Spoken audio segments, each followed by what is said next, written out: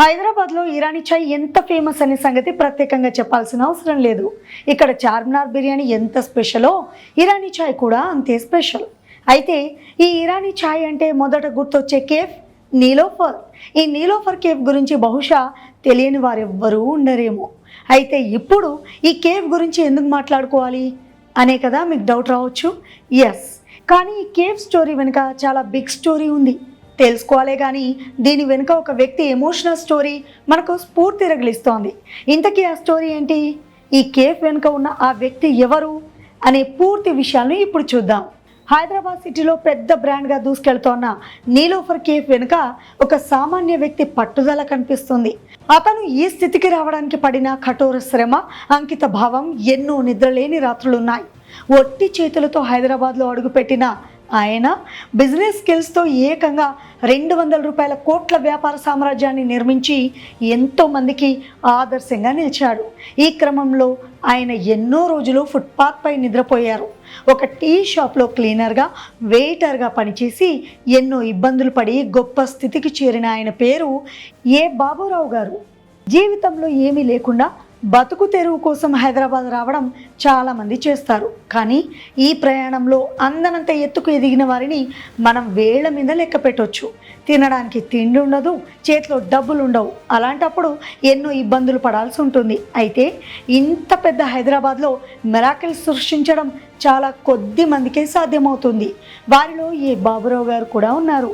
ఏదైనా చిన్న పనితో ప్రారంభించి కోట్లకు కోట్లు సంపాదించడం అనే మాట వినగానే ఇది సినిమాలో కనిపించే కథలా అనిపిస్తుంది.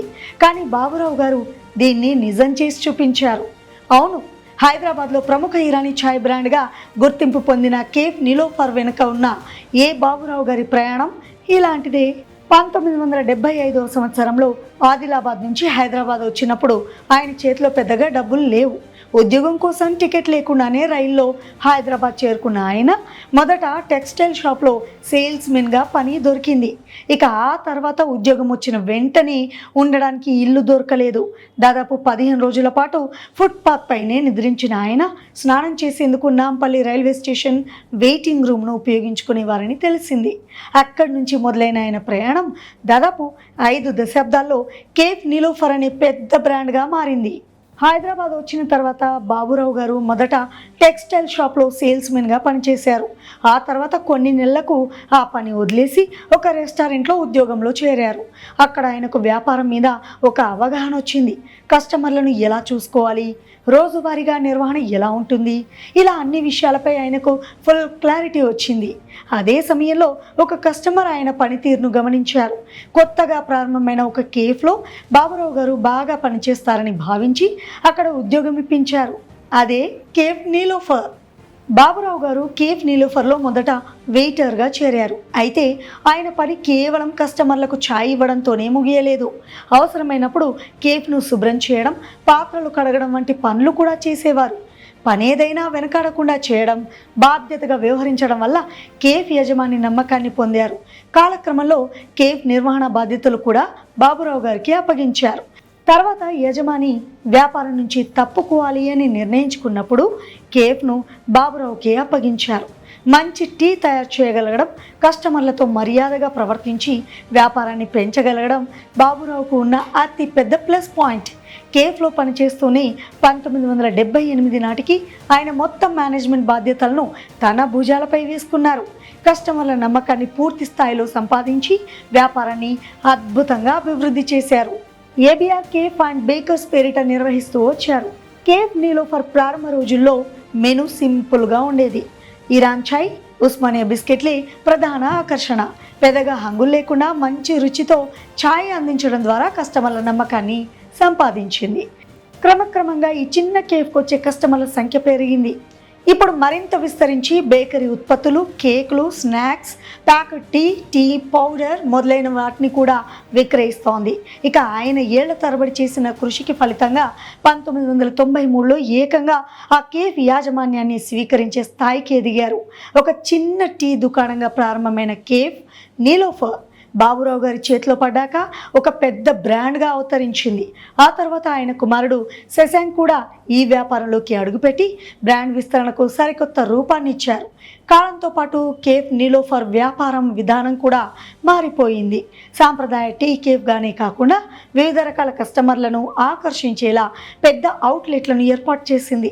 2025లో ప్రారంభించిన హైటెక్ సిటీ అవుట్లెట్ ఇందుకు చక్కటి ఉదాహరణ. దాదాపు 40,000 చదరపు అడుగుల విస్తీర్ణంలో ఉన్న ఈ అవుట్లెట్ ప్రారంభ దశలోనే దేశంలోని అతి పెద్ద టీ కేఫ్లో ఒకటిగా గుర్తింపు పొందింది. దీంతో దాదాపు 700 మందికి పైగా కస్టమర్లు కూర్చునే సామర్థ్యం ఉందని సమాచారం. ఏబిఆర్ కేఫ్ అండ్ బేకర్స్ ఆదాయం 2020-21 ఆర్థిక సంవత్సరంలో 25 కోట్ల రూపాయల వరకు ఉన్నాయి. అది కాస్త 2024-25 నాటికి 206 కోట్ల రూపాయలకు చేరినట్లు తెలుస్తోంది. ఈ 4 ఏళ్లలోనే కంపెనీ ఆదాయం దాదాపు 8 రెట్లకు పైగా పెరిగినట్లు ఈ గణాంకాలు సూచిస్తున్నాయి. ఇక కంపెనీ విలువ సుమారు 1,500 కోట్లకు పైనే ఉంటుందని సమాచారం. And for more videos, Hi guys, this is Riddhi Kumar here. Please subscribe to iDream channel. Subscribe to iDream Media. Please subscribe to iDream. Please subscribe to iDream. Please subscribe iDream. And please subscribe to iDream. For more videos, subscribe to iDream. please like, share and subscribe to the channel. Congratulations, iDream. Subscribe to iDream. Subscribe to iDream. So subscribe to iDream Media. iDream की iDream team अंदर की huge congratulations. Please subscribe iDream Media. Please subscribe to iDream. Subscribe iDream. Please subscribe to iDream. iDream అంటే నా కళల channel subscribe చేసుకున్న నోరు తిరుగుతలేదు, మీరైతే గంట గుర్తు కొట్టండి. For more such videos, please subscribe to iDream. Subscribe to iDream. Please subscribe to iDream. Please subscribe iDream Media. Please do subscribe to iDream. Please subscribe to iDream Media. For best entertainment and information, please subscribe iDream. And don't forget to subscribe to iDream.